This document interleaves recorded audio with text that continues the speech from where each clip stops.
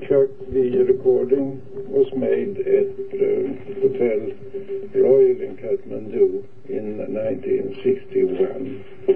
Boris is telling the story of his life. Listen and enjoy.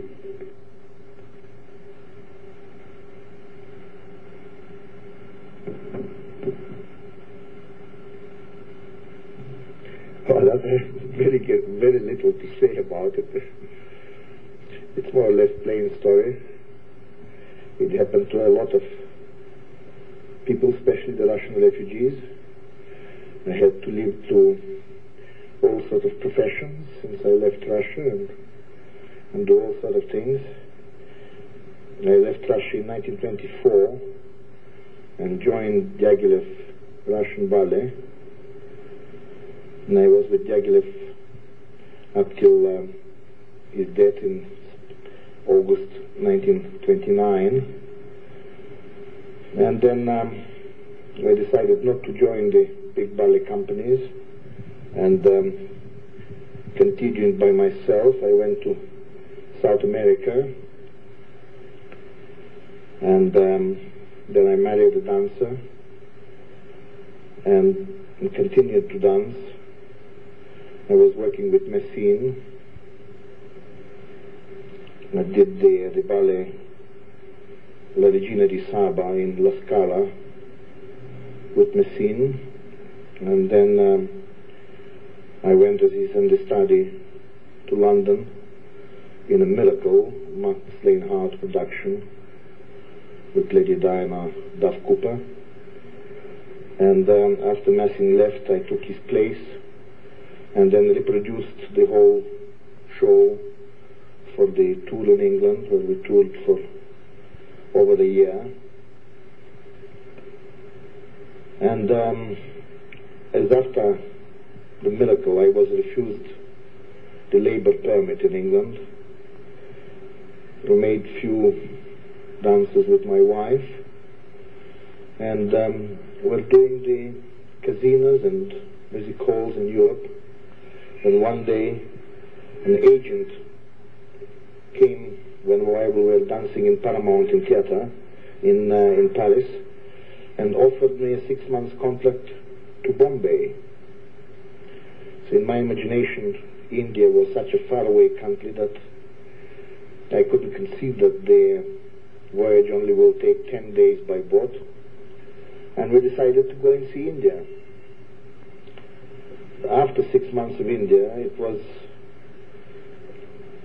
stupid to go back without seeing the rest of the East.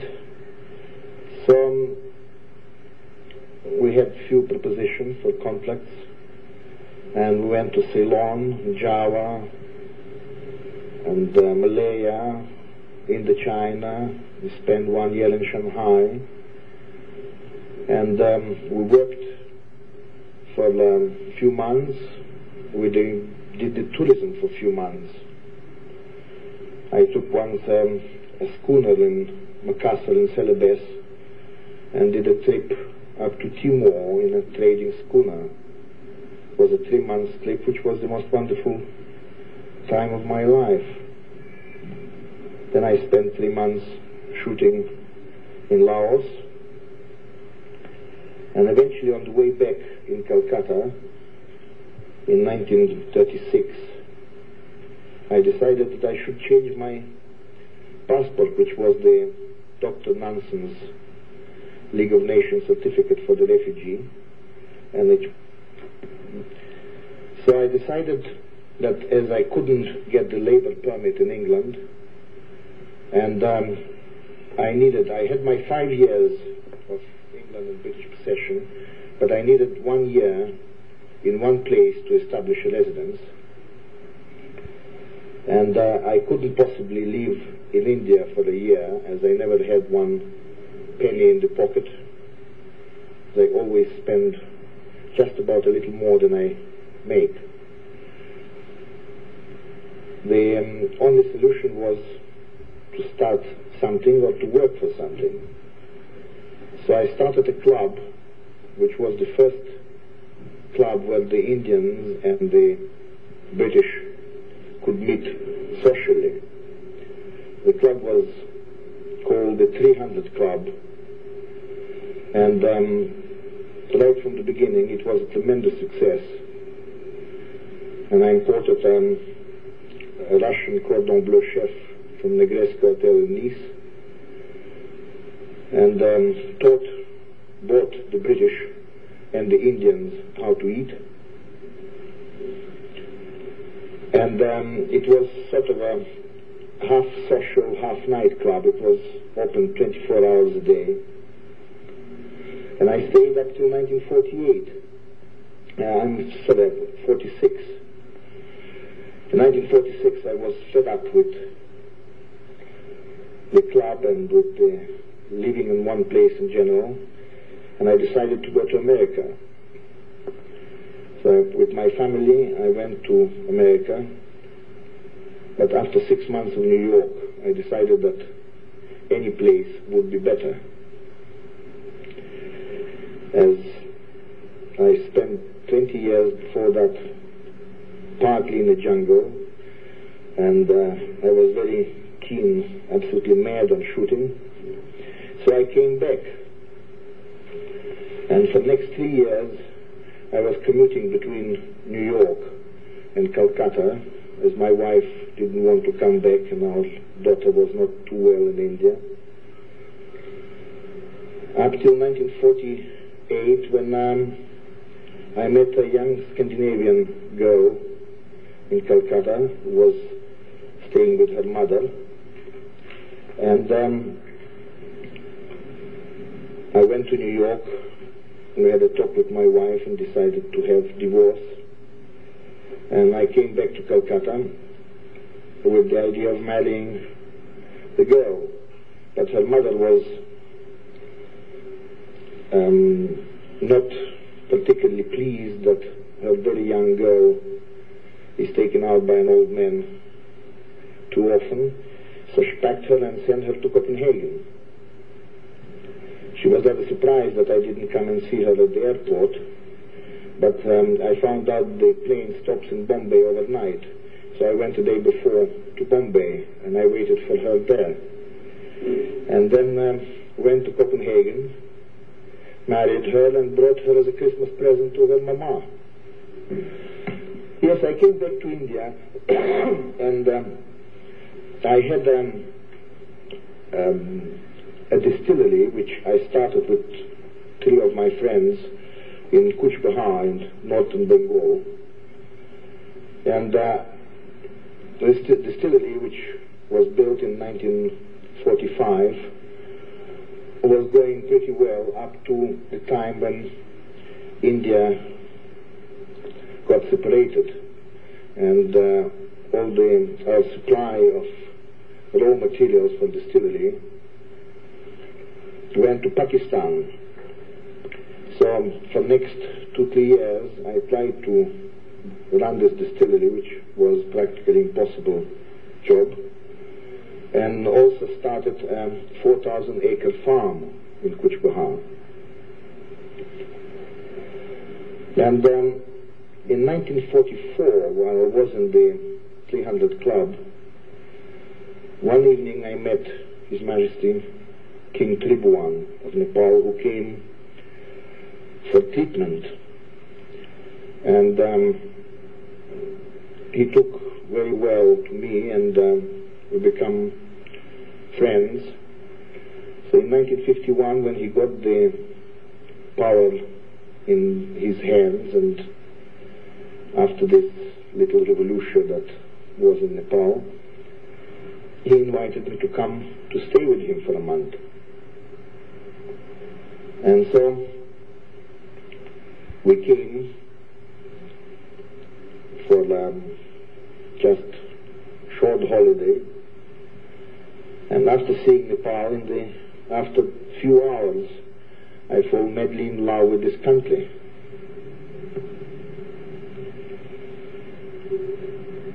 For the first year I came several times as just a visitor, and then I put a proposition to the government that I'll build a distillery in the country and introduce the proper excise law and taxation on the liquor, which would have brought the country a very considerable amount of money.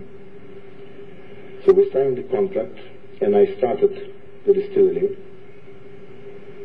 In the beginning, I was importing the alcohol from India, and by the contract, I had a monopoly for the district of Kathmandu and authorization to import 5,000 gallons of alcohol per month from India. But after I ran the distillery for a few months, I found out there is over 2,000 illicit distilleries on my territory, as in each house there is a pot still. So I tried to fight, but most of this distillery belonged to the members of the government, so it was very difficult to fight them. So eventually, after struggling for a couple of years, I was giving up when the government stopped the import of alcohol. Then automatically I had to stop the operations. So I gave the government a notice, and after all the supplies ran out, I closed down, and I started a case against the government for the breach of contract. 10 months passed. In the meantime, His Majesty King Tribhuwan died in Switzerland, and His Majesty Mahindra was not yet coronated. One day, about 40 people came to the hotel. It was on a Friday. Saturday is a holiday in Kathmandu. They came on Friday night, and they presented me with the paper that I owed the government 175,000 rupees and 15 pies, which they demanded I pay at once, thinking that I'm carrying this sum in my pocket. And they tried to make me sign the paper that I agree that I owe this money to the government, and that I will pay in installments, which I refused. And so they put me to jail. And for the next 2.5 months, I was the guest of the government of Nepal, and government sanctioned 50 pies a day for my food. But as my appetite is much bigger, I had to have the food from the hotel. It was not a bad time, it was quite pleasant. The only thing which was rather monotonous, that I had a large garden in the police headquarters where I was, and I went for long walks around the garden every day. And there were 3 sentries at the gates, and every time I passed a sentry, he presented arms. So every time I had to salute him back. And going about 100 times around the garden, it was very monotonous and tiring. So about 2.5 months I spent, as I said, the guest of the government. And then I was released in October, after I was persuaded to write to His Majesty and ask pardon for my sins of signing the contract with the government. Then next year, it was a very interesting year. It was the coronation of His Majesty, and I was given all the catering for all the guests. It was a rather difficult job, as up till the last minute I was told that there will be about 90 guests, and 198 arrived next morning. They were housed in the 5 different houses, which had no kitchen, no water supply, and no furniture in the dining rooms. So the 250 servants and 40 cooks which I brought from Calcutta were not enough at all. And it was a hard job to see that everything goes smoothly. Especially that some of the functions, the government didn't know how many guests they would have.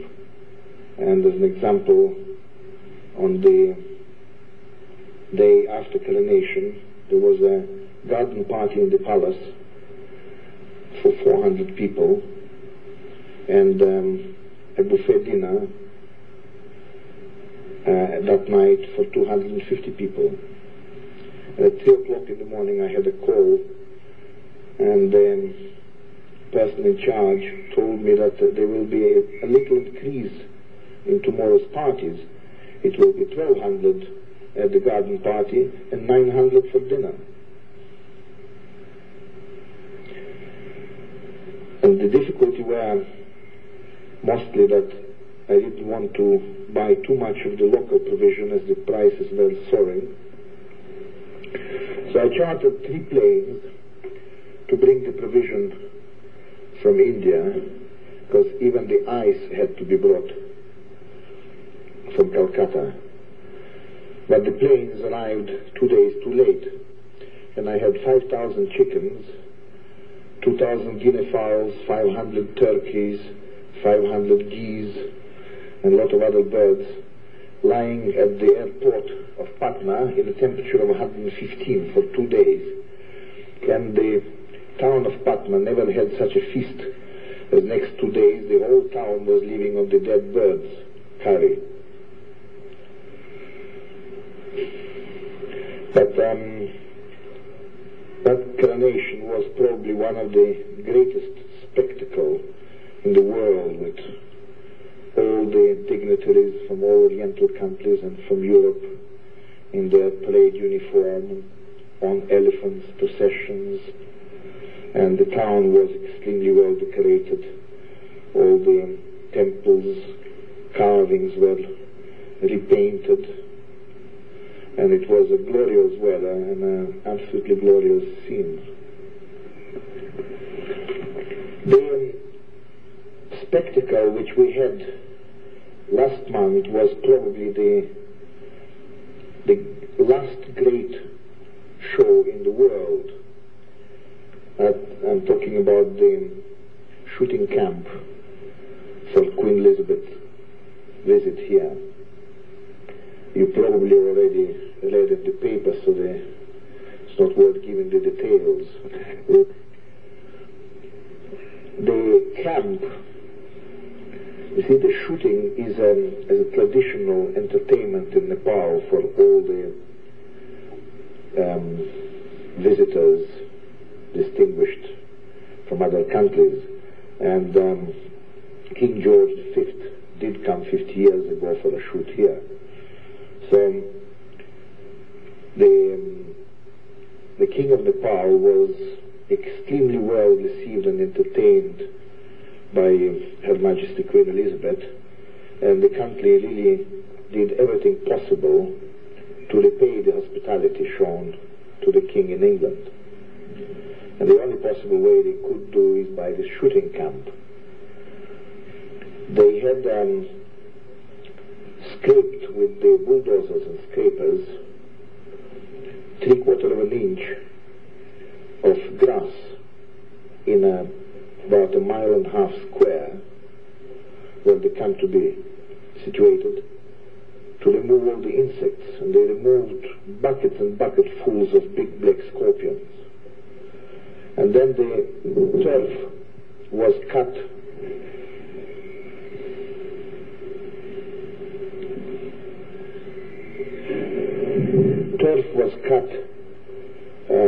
in the jungle and laid on the place of this grass which was removed, rolled with the steamrollers, and for 2 weeks the fire brigade was pumping the water from the river to make the grass grow green again.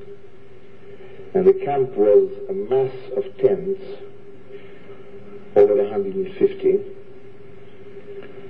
with a big avenue in the middle, and which separated the king camps and the queen camps. It was actually 6 camps in one, where Her Majesty the Queen had her own camp with a tent raised off the ground with the parquet floors and with a big sitting room, 2 bedrooms, 2 bathrooms, 2 dressing rooms, and 2 toilets.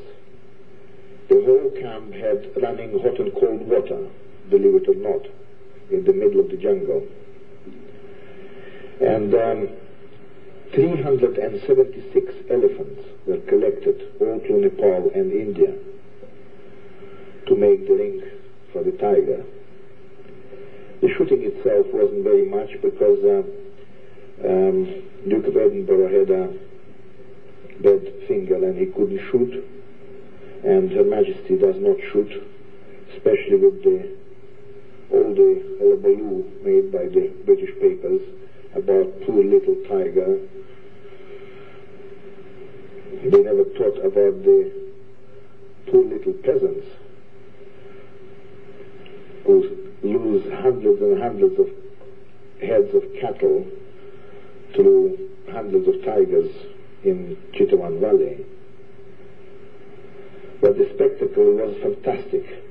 And when Her Majesty was leaving, we had all the elephants lined along the road to the airport, all the 376 of them in one line. I was in charge of all the catering, and I did all the banquets for His Majesty and for Her Majesty, and all the catering in the camp, and I used entirely in the Nepalese game, birds and deer and wild boar, all through the catering and banquets. And Her Majesty Queen Elizabeth was extremely pleased, as you can see by her signed photograph and the Ashley and another portrait that she gave me. And it was a tremendous success. Boris is also going to tell us something about the present situation in Nepal. The year is 1961.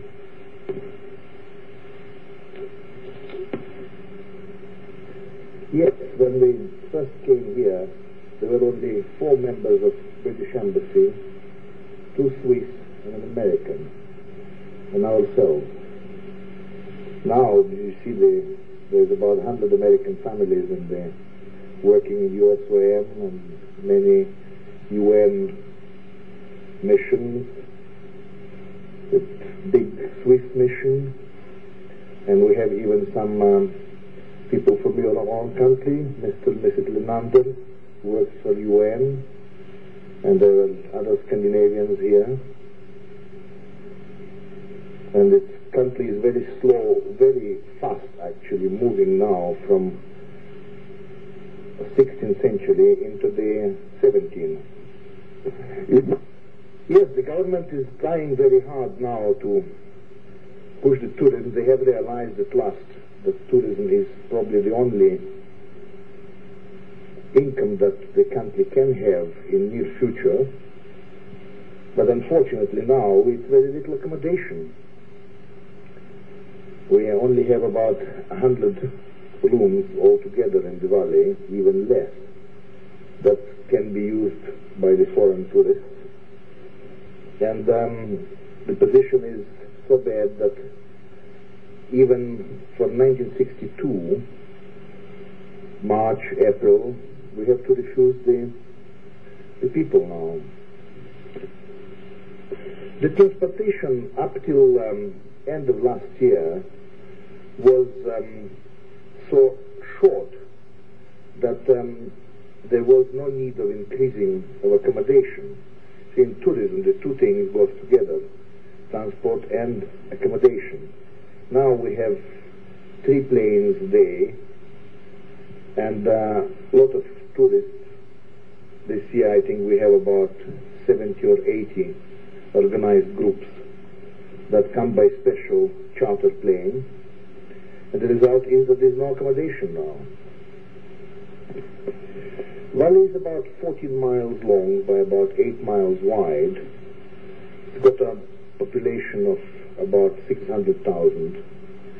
In Kathmandu itself, Patan, Patgaon, and Kirtipur, and there are a number of small villages.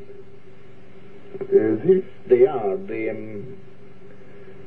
There's the architecture of Nivas, which is now known as Chinese pagodas.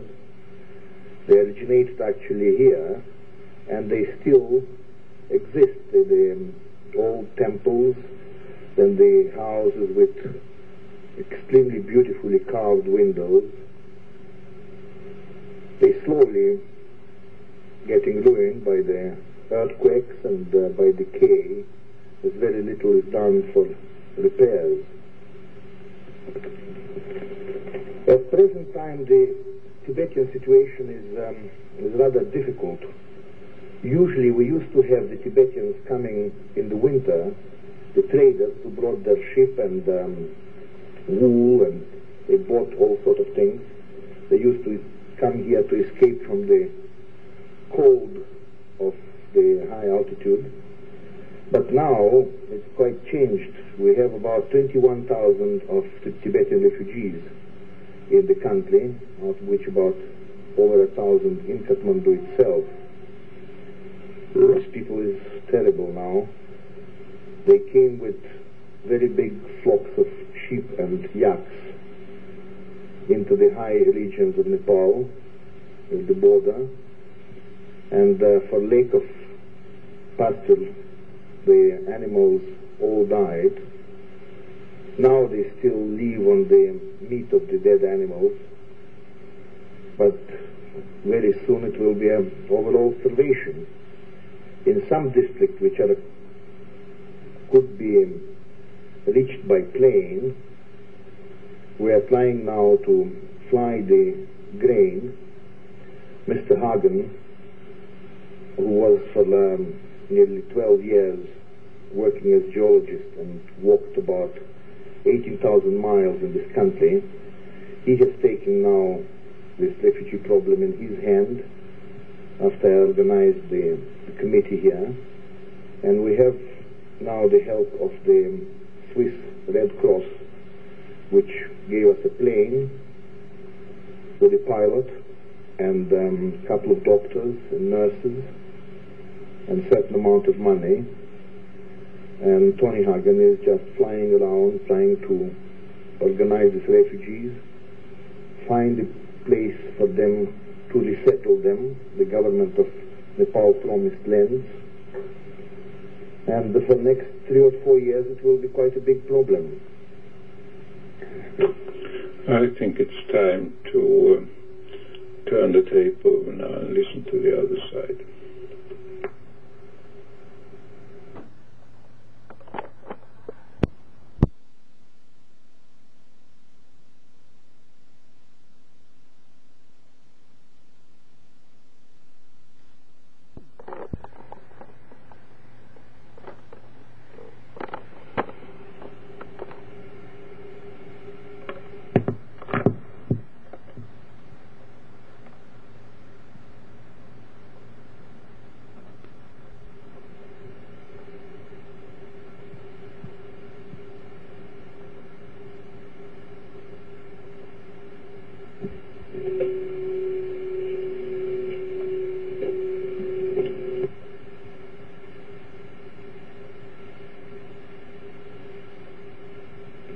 The climate in the valley is more or less ideal climate.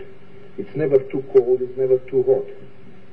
Our highest temperature is about 85 Fahrenheit in the hottest of the months, and the coldest never comes below 0 at night, only in December, January, a few days a year. And usually it's in the winter the temperature drops after the sunset, but the days are always very warm. The best months are just after monsoon: October, November, December, January, February. March is also good, but we have few storms in the March, and the air is not as clear as in the winter months, when the air is really like a crystal and there is not a cloud in the sky, and the view of the high mountain is extremely beautiful.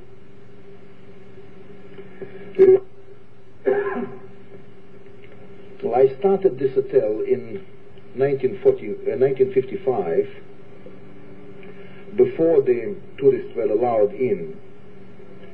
I tried to persuade the government for a few years that tourism will be the only industry for a long time to come. And in 1955, Thomas Cook approached me to help them to get the permission for their famous round-the-world Coronia cruise. And with some difficulty, I got the visas for the 3 groups of Coronia.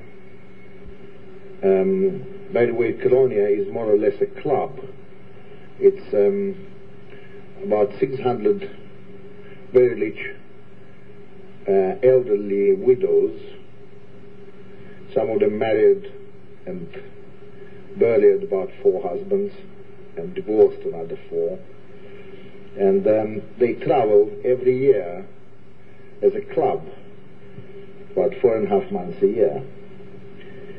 So when I started the hotel just before, and when the first group arrived, we have organized with Ford Foundation, we just came in then to help to develop the cottage industries, a sort of a shop, emporium, exhibition of the local Nepal arts and crafts. And I invited His Majesty the King, who was then the Crown Prince, and a couple of ministers. And when these ladies came to the shop, it was just like the sale day at the Macy's in New York basement. 1 dozen of that, 2 dozen of that, 1 dozen of that, 2 dozen of that, and in about half an hour everything was sold out. And that produced a very good effect on the Nepalese, and His Majesty gave the order the same evening in the hotel to his ministers that visas for tourists should be given immediately on application. And that's how the tourism started. To the hotel itself, I started it with 2 rooms, because it was only 2 bathrooms in the whole palace. The palace was built by Maharaja Judah Shamsher. It was a 4-story palace before, but it collapsed during the 1934 earthquake and was rebuilt in 1937. It's got altogether about 140 rooms, but only 40 rooms have been now renovated by me and put into the operation. And I hope, with the help of the government, to start work soon on the rest of the building and build this 100 more rooms which are so necessary now. Well, with this optimistic hope, the tape is ended. Thank you for listening.